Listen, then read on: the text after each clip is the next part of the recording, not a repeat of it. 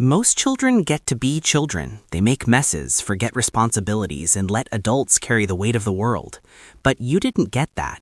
Somewhere along the way, earlier than you should have, you picked up weight that wasn't yours to carry. And the strangest part? You became so good at it that nobody ever thought to ask if it was costing you anything.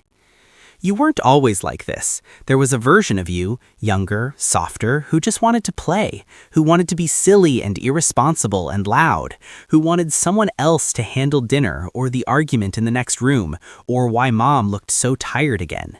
You remember that kid, even if only faintly, the one who existed before you understood that someone had to hold things together and quietly realized that someone was going to be you.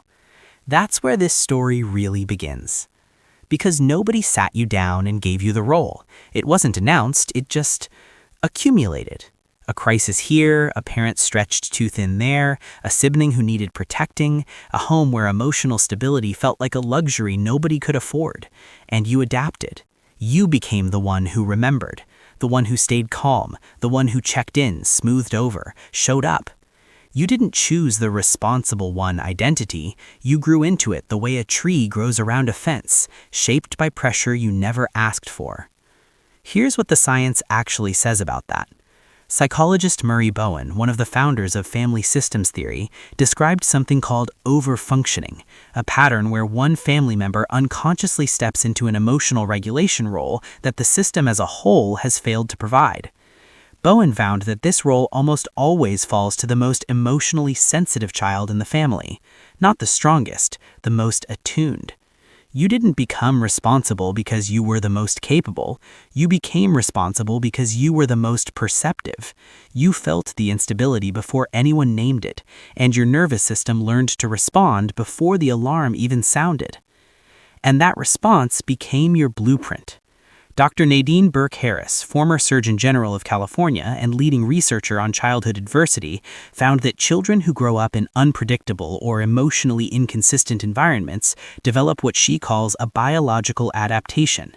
The stress response system literally rewires itself to stay vigilant. Your hyper-responsibility wasn't a personality quirk that appeared one day. It was an architectural decision your younger self made in real time. If I stay alert, stay useful, stay needed, then I am safe. It's not a flaw. It's a blueprint your younger self drew to survive. And it worked. You're here. You made it through. But here's what nobody tells you about blueprints. They don't automatically update when the building changes. The coping mechanism that protected you at 9 years old follows you into your relationships at 29. Research published in the Journal of Child Psychology and Psychiatry found that adults who assumed caretaking roles in childhood show significantly higher rates of anxiety, emotional exhaustion, and difficulty asking for help, not because they're weak, but because their nervous system never got the memo that the emergency is over. You scan rooms for tension that isn't there. You anticipate needs before people express them. You feel guilty resting. You feel irresponsible being irresponsible. The CDC's Adverse Childhood Experiences data confirms it.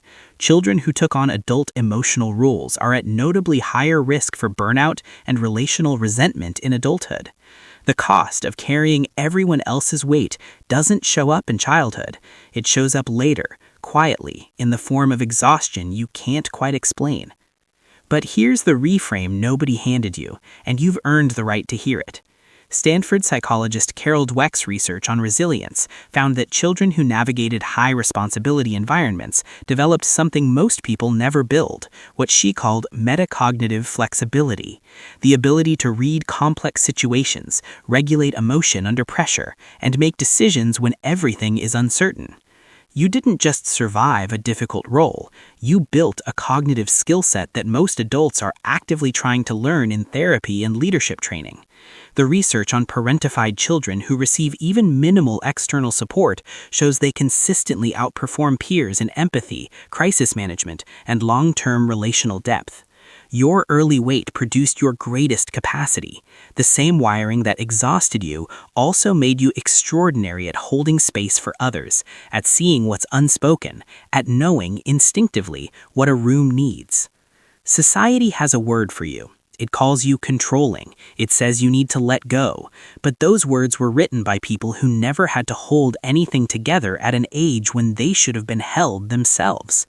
The real word for what you are is sentinel. Someone who stood watch when no one else would. Someone whose nervous system learned to protect before it learned to rest. That's not a diagnosis, that's a history.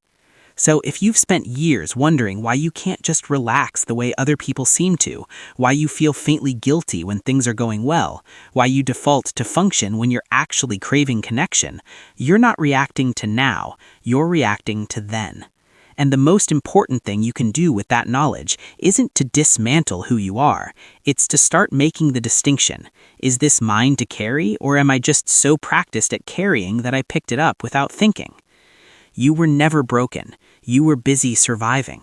And the fact that you're here, watching this, asking these questions, that's not you falling apart. That's you finally putting it down. There is nothing wrong with you. If this surfaced something real for you, drop one word in the comments that describes how you felt being the responsible one growing up. One word. Let's see how many of us were in the same room without knowing it. You were never the problem.